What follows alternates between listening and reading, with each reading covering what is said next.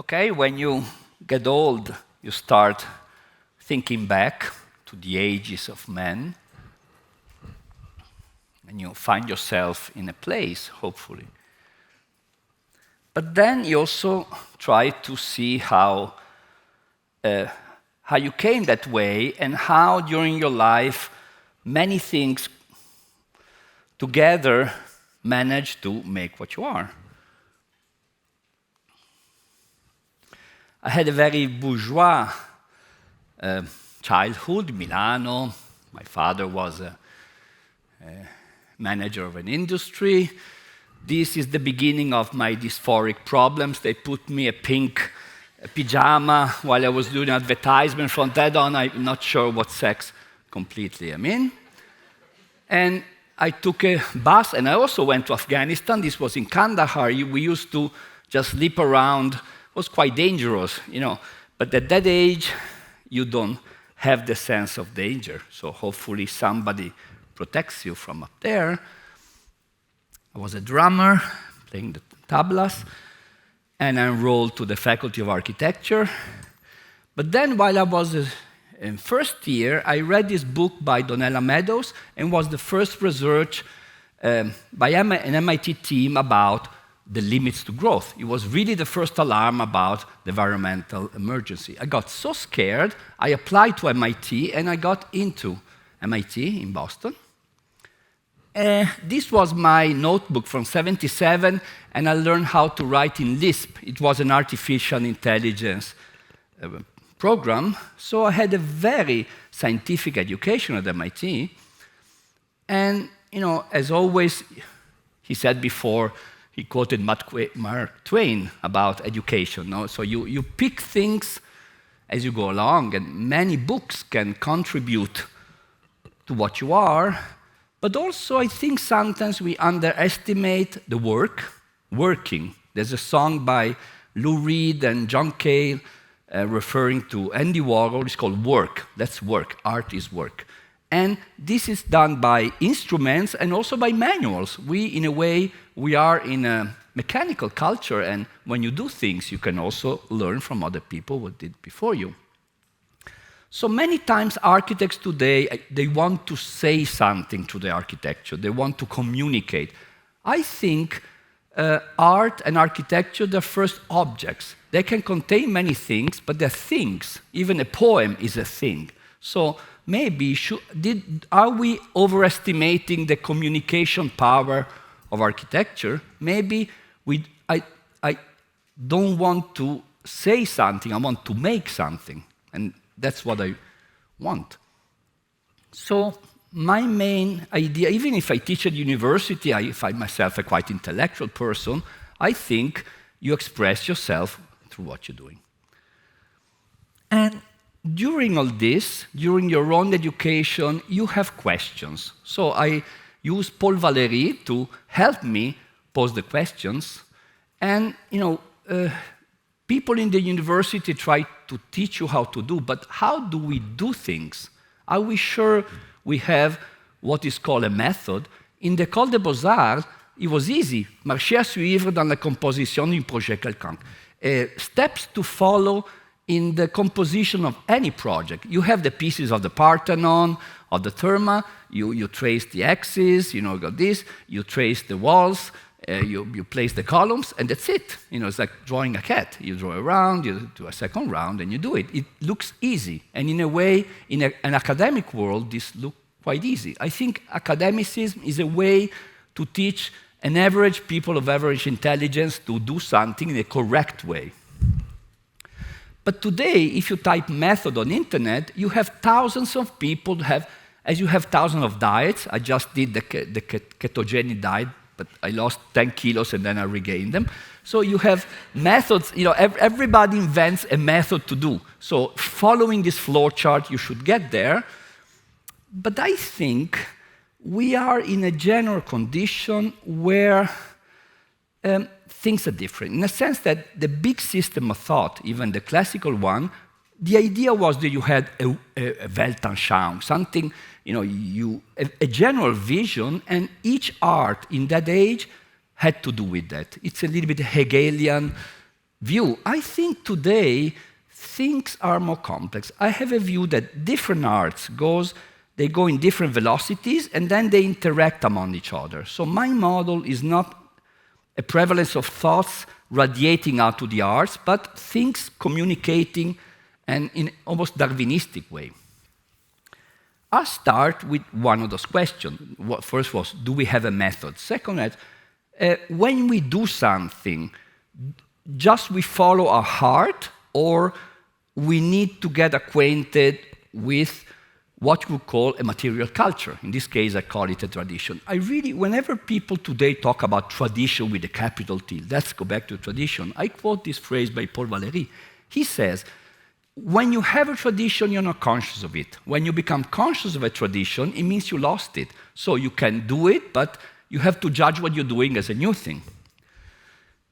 Again, when I came back from Italy to MIT, by chance I entered a courtyard. Milano has beautifully done hidden courtyards, and I took 5 years to redraw. These are my China ink drawings of all the Milanese courtyards. I did a very, very scholarly book. Some people, when I was young, said, are you Cino Zucchi, the one who did the book of Milanese courtyards? We thought you were an old man, like a scholar.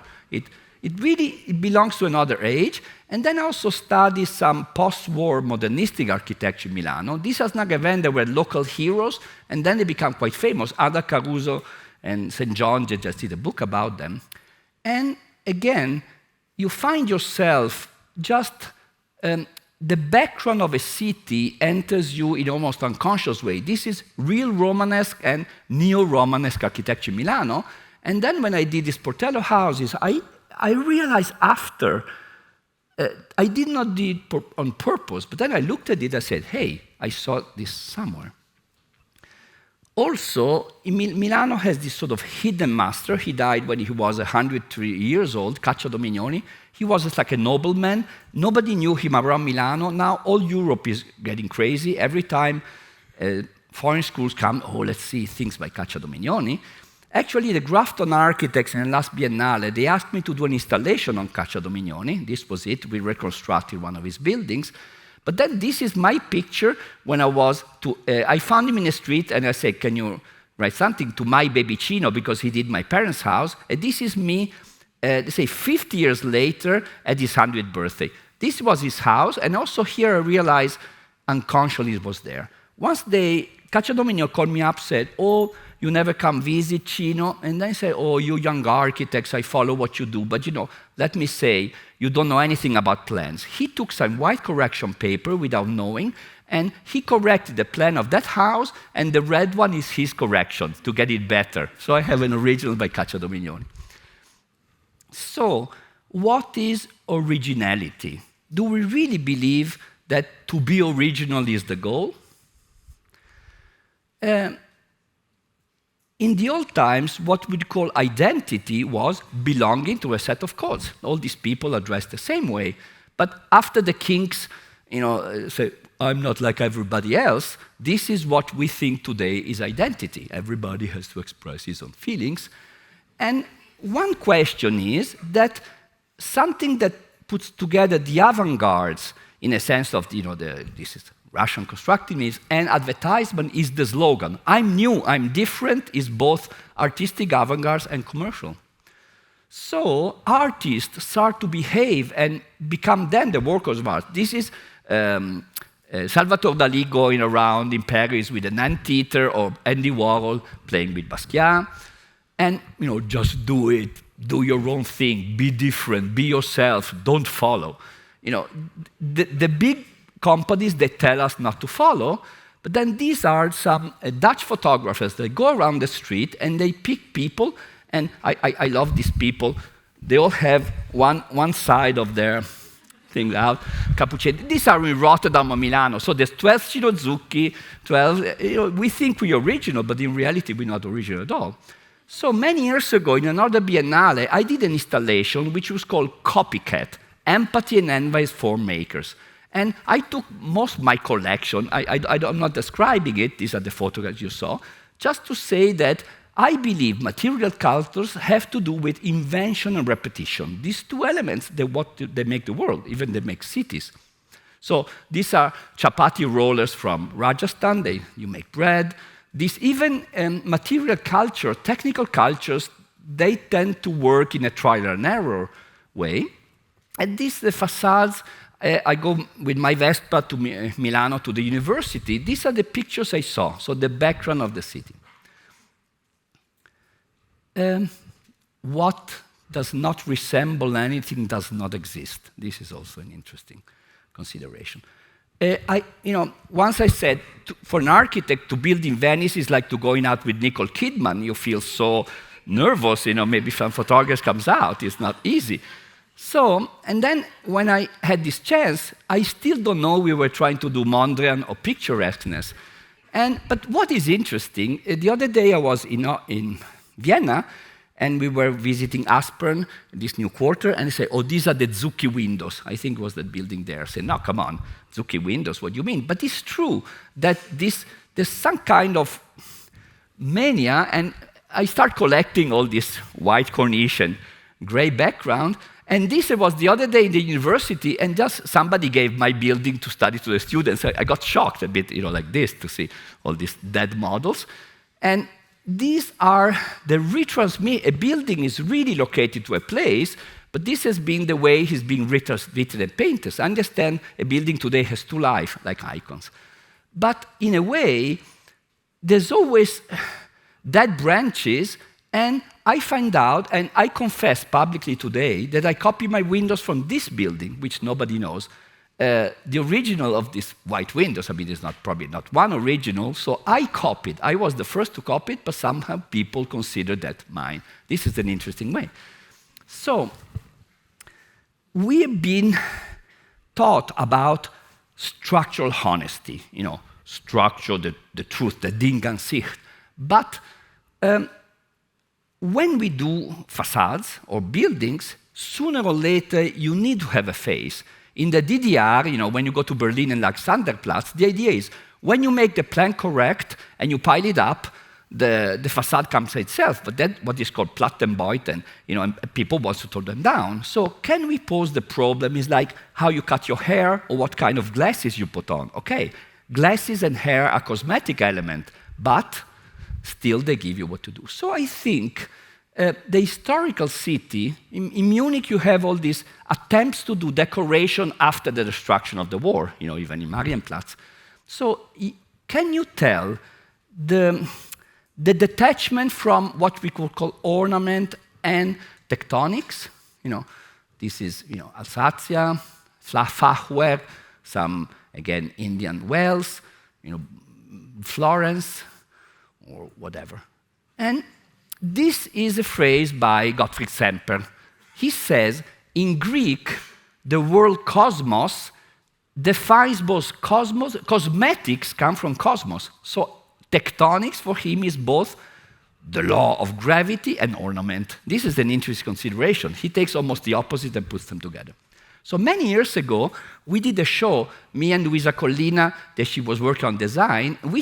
Nobody knew in Italy who Semper was, so we made up this word, Sempering, and we said, maybe we look how elements like stacking, connecting, categories, they influence forms. I will not explain it, of course, but we put together element of design and element of architecture just by techniques, weaving, stacking, molding, and so on. Starting from Sempering. In this, I called the son of, he was Paul Schmidt-Tenner, because he had a very young wife and he was still alive, and I said, I remember the drawings of your father. He came down to Milano with his, Schmidt-Tenner tried to he was a quite conservative guy, he was from Stuttgart, but also worked in Munich, and what he called Gebäude form, tried to put together the tradition of craftsman with classicism. He did a not so well-known book, which is called The House. He took the house, and he see how you can put many facing of the house, from cladding to Fachwerk to bricks to plaster. And in plaster, he admits the decoration, and in the end, it's almost a classical decoration. So, trying to put together how a vertical or horizontal member is also related construction, keeping together construction with decoration. And then, Adolf Loos, with Das Prinzip der Bekleidung, going back to Semperig, he says this. So what stocking should we wear? Everything but I don't know, you choose. Okay, just say that in my wife says sometimes, Cino, as you get old, you get your buildings when you were young, they were stronger, now you get a bit decorative, you lose in testosterone, you get a bit on the decorative side. Maybe yes, maybe I'm discovering my knitting. I think knitting is one of the greatest topological mathematical things, when you do this. Okay, just to say that, almost getting to the end, what is the sense of urbanity? The other thing is, we build buildings, but the buildings together makes a city. So what we call urbanity, everybody of us has an intuitive sense of what is urbanity, but then it's very difficult to define because it has to do with social codes. We love cities. We take jet planes, and for the weekend, cities are not just functional elements. This is Rome, where you have the Fontana di Trevi is just walking to your place. This, say, everyday Baroque. I love this. The idea that in Rome, the Baroque is the wonder. I call the books on Caccia Domignoni everyday wonders. Something is in the city wonderful for every day? So this sort of functionist idea that the city is just a big machine. But then, we don't have these cell phones anymore, like Lois Lane. We throw them away. But can we throw away a city? No. So it means that the city is not a technical object. This is something also Heinrich Tesdorf used to say. Today, we're rediscovering the ecology of the long duration, and what we call resilience is the power of reutilizing spaces, in this case, courtyards of a hospital, into your university or even for events. So, in a way, of course, a ball has a relationship with discontent. It has a size, can be clean, it has an insulation. If you want to sushi, maybe it's another thing. But we don't need to know if pasta is squid pasta or pomodoro pasta to know the bowl. In a way, if we are the soup, the city is the bowl, so it should contain us somehow. This is a feast of the sick people in Novellara, a typical Italian square which hosts, because there's a lot of Sikhs in Lombardy because they deal with cattle, they're very good in cattle. And if functionalism, this is a contradiction of custom-made functionalism. Perfectly works. And I think all these images we see, these things are very fascinating. They try to put together density and nature, but they're not real cities. Do we feel these as cities? I don't believe these are so interesting to live in a way. So to end it up, many years ago, we was called to do the Biennale, and this idea of grafting, going back to grafting, and I did this exposition in a way saying Italy is interesting because the soil was so full of layers that even modernism had to graft on something. This is the Campidoglio before Michelangelo. In a way, the Campidoglio is a reformation of an existing thing. So cities are layers. They're not machines. They keep on being layering. And you add layers, the Zavazza headquarters we did. When we dig down, it was a former industrial thing, we found a Romanesque basilica. We changed the project, and now you can see the basilica. We reuse the existing power plants, we did gardens. This idea that can we accept overimposition as a quality? Nature, everybody talks in the name of nature. Like there's a song by Bob Dylan saying, "With God on our side." Maybe today is who speaks with nature on his side. Maybe we need a Martin Luther who rebels against the selling of the indulgence of nature, natural indulgences. But Walter Benjamin said, when techniques will go back to nature? So this obsession, I went before to the Asam Kirke, I loved it. I said, it's been like in the belly of a whale, when Pinocchio goes in a belly. It's the closest things man makes into like a natural thing. This Gaudí, Bruno Taut. We are obsessed to do as well as nature, and we try to study the way nature operates, and the great engineers try to, this figure recurs in the engineers, but even nature is like a bricoleur. It's not true that evolution is linear. If you read books by Richard Dawkins or this idea of exception, nature continuously uses pieces to make something else. It's not 99% of the species are extinct. So, in the end, this is Heinrich Fuseli. I think this process is both from nature, in the arts, and even in our work, and even in life. You meet a girl, but then or a boy, or you marry her. So you meet people by choice, by chance, but then you conserve them by choice. I think this is what we do in our work. We try to be as good as nature, and people recently discovered, mathematicians and linguists, the way they found an algorithm who perfectly reproduce the decoration on shells. It's just a program. And they can reproduce with parametrics every given shell. This is the real shell, and this is the one generated by computer, just by changing the parameters of the spiral. But then this again, I used Paul Valéry as a leitmotif, what he says. He says, we feel a shell is perfect, but the mollusk can only do that. We operate in a different way. We have freedom. Freedom of form, freedom of matter. So man, the fact that man has freedom and can fail, it's the difference, but also this greatness. So I found a shell, which is what I do. It's called Xenophora pallidula, which would be the pale carrier of strangers. Everything you find on the ground is good. So I think that we use difficulties to get specific. In my work, every incident is a way to give form to things. Then I just finished, and I want to last to talk about music because I work with my headphone on. I had 90,000 iTunes things. I'm a very expert of indie music, and again, many people compare music to architecture because they don't have a direct natural model. So, this frozen, architecture is frozen music, or don't know it preserves. We also talk about an architecture of music. This is Cino Zucchi as a DJ. My students often call me to do DJ, and this is my idol. She's Natalie Merchant. She was the lead singer of 10,000 Maniacs. And then couple of years ago, I found her in Milano. I invited to my studio, and then I said, I raised my 4 kids with your music. You make the child of my kids. So we embraced. It was very romantic. My idol finally came to my studio. And then many years ago, Brian Eno, he just turned 80 or something.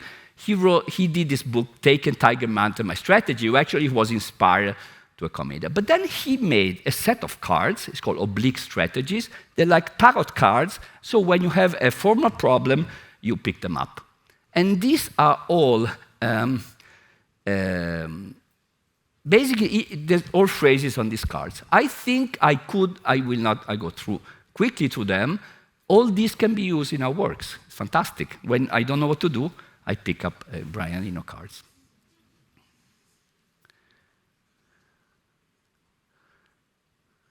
Do we have a general law of composition? Yes and no. Eleonora Duncan used to say, if I could write it, I would not dance it. I think arts have similar ways of acting, but they have specific media. I would stress again the specificity of each art with some general things. But all this, try faking it, could be, or all this can be used in my work.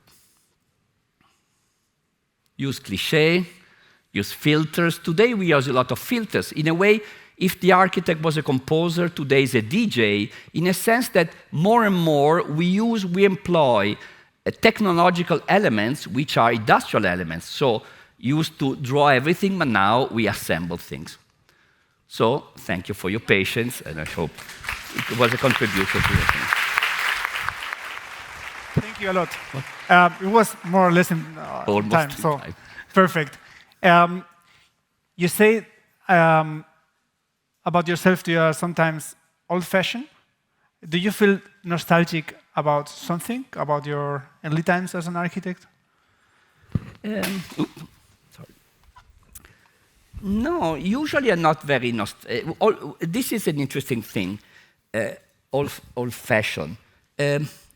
Is the new a value in itself? I'm new, I'm different. I mean, maybe, can we use the idea that something is new in a natural way? Something is a good idea, something is a stupid idea. We are full of stupid inventions that after 2 years, they're gone. So, as I don't believe in tradition, I don't believe in innovation. I think the contradiction between the conservative, Paul Schmidt-Tenner was a conservative, and then you had Walter Gropius, everybody, this, that. It's a contradiction which is there. It was needed in a certain moment, but maybe today, also I love another architect called Joseph Frank, and he was Austrian, but then he flew to Sweden. He says, the modern architecture has not yet begun. It should come out of all the mess of today, of the sentimentalism, finally architecture of the people and not for the people. I think the future promised when I was a kid, you had this space-age future. I thought I would live in a sort of capsule, but I don't live in a capsule. Today you can live in a Macintosh in a Palladio villa. So I think the present day is a sponge which has all the ages. So it's not a tradition, it's the presence of all the ages in the city today, and this is fascinating. So I'm not traditional at all in a way. But I love also, in a way, in the music, Nathalie Merchant sang folk music in a rock way. So, a friend of mine told me, Cino, you're trying to do the folk rock. I said, maybe. Maybe we need to book you as a DJ, so to see what you will do. You were very interested in history in your young age. You were considering being a historian, historian, or what's the right word? I don't know what's the right word for that. But you were very interested in history. How do you think that helps you as an architect? Yes. I think my book on courtyards, which is really respected, I'm one of the few architects who are respected by historians because has no, history today is very philological like this. But I think it was not a historical book, it was a book about high and low. I study very sophisticated post-Raphaelesque culture, triatized and this, but then how high motives, they get diffused in a city, so in everyday courtyards. So I went from super sophisticated speculation of the golden rule, like this, to that. This high and low, to me, is what is the foundation of my work, because architecture cannot choose its public. The relationship between, the avant-garde, Alban Berg, Stockhausen, and the Spice Girls. Can we do a music in between? So in a way, I'm doing sophisticated pop. Why? Because you cannot choose your public, and architecture has to be like some kind of backdrop. Then, for some people, you listen it again. Again, I'm, you just turn my ears and I do quotations. So I do another one, like a jackpot. Mozart writes back to his father in Salzburg, he was in Vienna, and he says, Papa, I'm here in Vienna. I'm composing things, and here in Vienna, musicians are appreciated, either if they're too intellectual or if they do motifs which are so easy they can be sung back by a horse rider. I'm doing something which is popular, Mozart says, but some passages can be also understood by higher people. What I like about old architecture is that you can take a church and you just like it, and then the historian comes there, Louis Frommel comes and says about the golden rule. But there are different levels. I think Walt Disney in Cenerentola, Cinderella does that. Every time I saw Cinderella, I see higher and higher level of sophistication. Also the Pixar movies, Toy Story 3 is a masterpiece, and it's full of references which are very sophisticated. So layers of sophistication without taking out the basic, rhythm and tune of a song. There is also one thing about you that I read that you have 4 children, is that right? So I guess the last picture was you exhausted. So how do you balance personal and professional life? That's a tough question. I think I'm a lovely father, but with time, there comes something to make photocopy in the studio. My little kid, when he was 4 years old, he thought I was sleeping in the studio. And then once he said, Papa, but if Mama dies, are you going to marry Nathalie Merchant? Then I understood it was a bit too much. So I raised them. Basically, I gave them not the education, just a musical background. I have a song for everything in life. So I think I gave them an education of pop tunes. That's very interesting. Cino, we are very happy that you have participated, and we look forward to a roundtable discussion. So first, thank you. Thank you very much. Thank you for your talk.